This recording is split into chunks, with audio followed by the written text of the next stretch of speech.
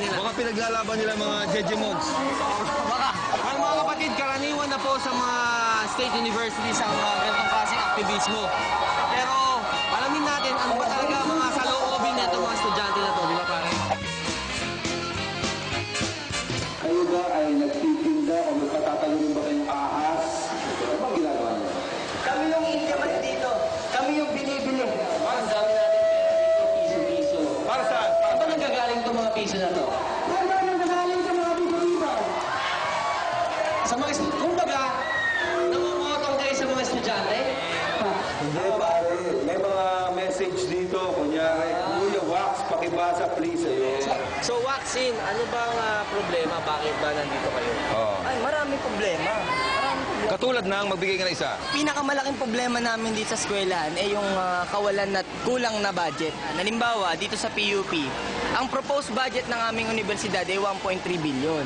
1.3. Magkano lang ang nalalaki? Ngayon, halos kalahati lang yung naibibigay. Minsan 700, minsan 600, minsan umabot pa nga sa 500 million lang. Okay, saan naman napupunta itong mga perang to? Marami. Mapupunta to ngayon doon sa suporta, doon sa kinasuhang mga leader estudyante na ang tanging naging kasalanan lang naman, tutulan yung tuition fee O increase. nga pala, may mga nakakulong daw kayo. Ano ba yun? Ano ba yun? Hindi naman sila PUP nakakulong. 3. May warrant of arrest yung Bakit? tatlo Bakit? na mga estudyante. Bakit? Bakit may ano to pa? Kasi nga, kinasuhan nung presidente ng PUP ng malicious mischief daw. No, Kayo, hindi ba kayo natatakot na baka kasuhan din Di ba kayo? kayo madadampot? If you're standing in the right, o kung tama ang pinaninindigan natin, hindi tayo dapat matakot. If you're correct. standing in the right. Mga kapatid, kasama po natin ngayon ang President ng Polytechnic University of the Philippines. Walang iba kundi si Dr. Dante Guevara. Sir, magandang hapon po siya. Dok, napansin ko, napakaganda ng office nyo. Hindi ko napunta lahat yung budget dito sa opisina niyo. Alam mo, kasi ito pinaganda natin kasi dito natin tinatanggap ang mga dignitaries na nanggagaling sa ibang bansa at pati ang mga top officials ng government. Okay. However, ini-improve na rin namin ang mga classrooms. Nakita mo naman, yung mga iba pa dyan, may mga pinipikturahan. At meron po yata issue na meron po daw mga kinulong kayo mga estudyante. Hindi pa naman ikinukulong, malapit na. Ano ba tawag doon? Trial? Nasa trial stage. Bakit daw, sir?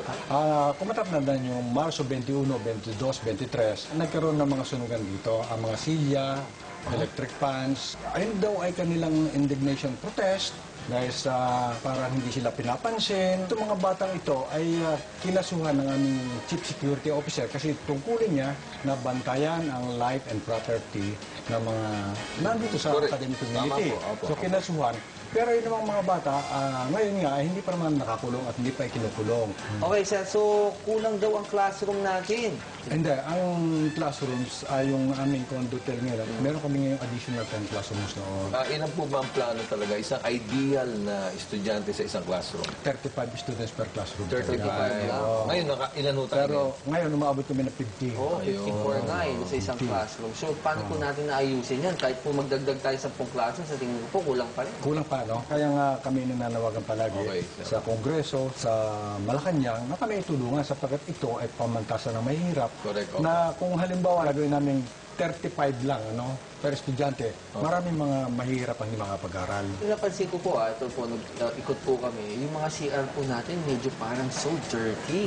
Ano po na pwede natin gawin paraan para po maayos po ito, malinis? Kasi Budget syempre, din po ba ang ano yan? health din ang kailangan natin. Nasa Kasi budget din po ang naging problema niya. Sa budget talaga yan kasi nga, ikumpara mo, ang aming estudyante 65,000. We have 19 branches. Our budget is only 660 million.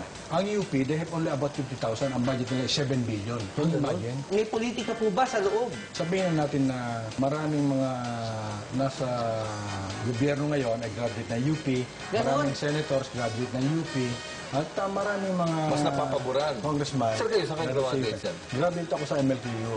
Kasi nung pumasok ako sa CR kanina, parang may tear gas kaya lumabas ako. Baka naman sinadya yun. Mga Kasi malamang. Pare, naalala ko tuloy yung nung college days ko sa Airlick. School bukol pa rin. Wala ata pinagkakaiba mga colleges eh. Hanggang ngayon. Ako naman naalala ko nung nasa letran ako. Alam mo naman, high school college yan, pare. Oo. Doon ko naramdaman talaga na napakaswerte kong tao na naging professional student ako. Wala akong iniintindi. Oh? Professional student? Basta yung may baong ka, etc. Kumbaga hindi ka naghihirap para mag-aral ka. Sana maisip ng gobyerno natin talaga, bigyan ng pahalaga tong edukasyon natin. Yung budget na nakalaan para sa edukasyon, sana ibigay ng todo. Kung pwedeng kahit may 5 duling, walang ilabas ang estudyante. Eh, sa akin naman, doon sa mga estudyante o mga scholar ng bayan, eh sana isipin nyo na ang edukasyon dito sa Pilipinas, masakit man sabihin, eh still a privilege. Kaya sana nga, eh pagbutihin yung pag-aaral nyo para naman in the end, kapag professional na kayo, mas makatulong pa kayo sa lipunan. Sa lahat na nag-aaral to, eh, huwag niyo sayangin yung oras niyo. Kung pwedeng, tsaka, para yung mga facilities. Huwag niyo Oo. sanang babuyin, huwag niyo sulatan, dahil sa inyo rin yan eh. In short, Protektahan nyo yung gobyerno, kayo, lahat tayo dapat magtulungan dito. Okay. Well, mga kapatid, isa naman pong makabuluhang episode ang hinatid namin sa inyo. Kami po ang inyong naging host. Ako po si Maverick Only. And of course, I'm Ariel with the capital A. At maniwala po kahit sa hindi, kami po ang inyong gabay sa madiskarteng pamumuhay. Ang sandigan ng tawang katotohanan lamang dito lang sa Totoo TV! Parang bilis ng oras, merienda na naman. Oo. Parang kakakain mo lang ah. Well, mga kapatid, dito po sa PUP, isa pong fenomeno nila yung kanilang Lugaw Unlimited. Wow. Dahil nga medyo kinakapos sa mga estudyante, meron po silang kainan dito na talaga namang busog na busog ka sa murang halaga. In Tama short, ba?